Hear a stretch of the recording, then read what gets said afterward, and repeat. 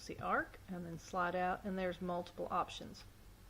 So we'll just kind of look at those options. The first one just says 3 points. So you're identifying 3 different points that you want the arc to curve through from beginning to end and through a point.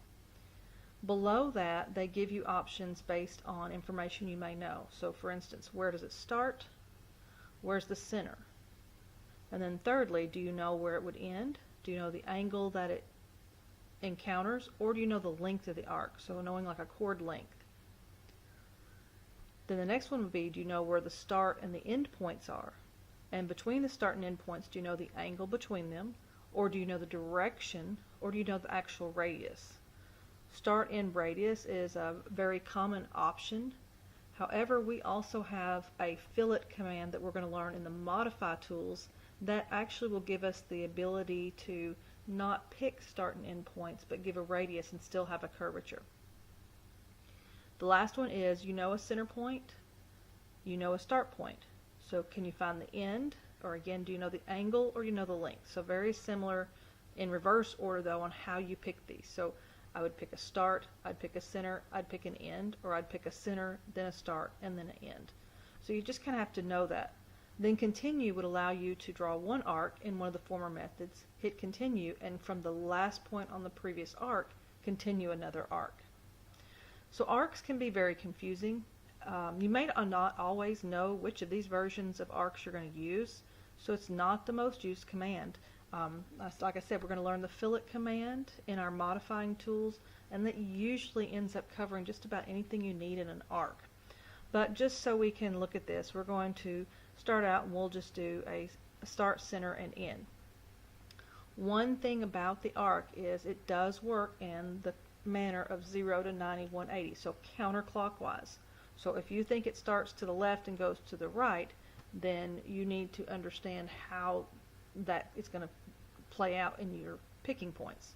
So I'm just going to pick a random point as my start point. Now it's wanting to know where is my center point. So again, I'm just going to pick random so you can see how this starts to go. Now can you see the starting point to ending point?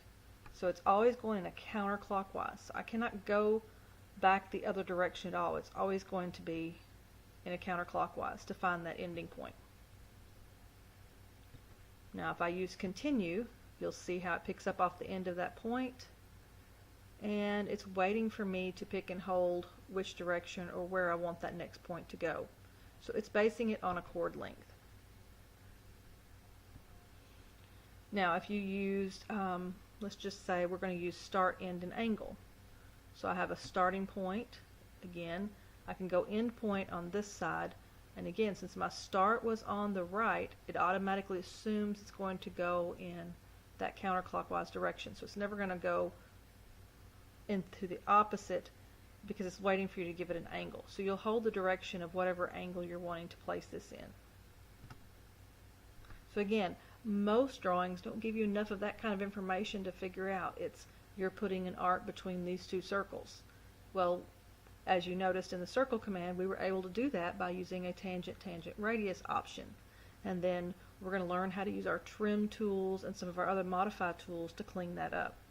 So don't get too bogged down in your arc command right now. You know,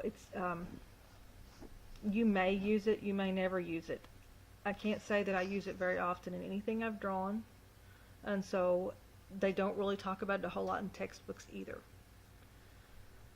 But just for the sake of the circle command, let's go back and look at that one time, and we're going to look at this tangent, tangent, radius. So it means I want to be tangent to a circle or an arc, and then I know what my radius is. It automatically draws that. So I have a full circle. Now, on that modify tool, there is a trim tool. Trim says if I select edges and hit enter, then I can select parts of things that I want to trim off and hit enter. So technically, I just left an arc. If I have two lines drawn,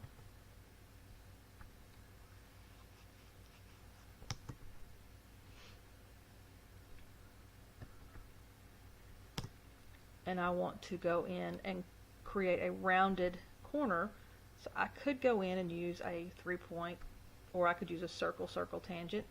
The other one I was discussing is called the fillet command. A fillet says that I can pick two edges and round those by using a radius. So at my command line, you see that it's talking about current settings, meaning mode, it'll trim the lines, radius, and right now the radius is 0. So a radius of 0 doesn't really do anything. So if I use that right now and pick these 2 points, it's just going to make a point. It's not going to do anything else. But if I go back to that fillet command and I choose to change the radius, and let's just say I'm going to make it a 2-inch radius, I can go in and pick these 2 lines. My fillet's too large. Sorry, let me pick a smaller radius here.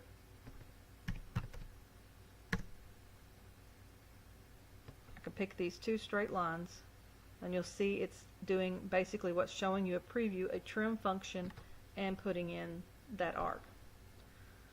So there's lots of different ways to draw things in AutoCAD, but again, sometimes trying to figure out how the arc functions, it's so much quicker to go back and draw a circle and trim it, or to create a fillet.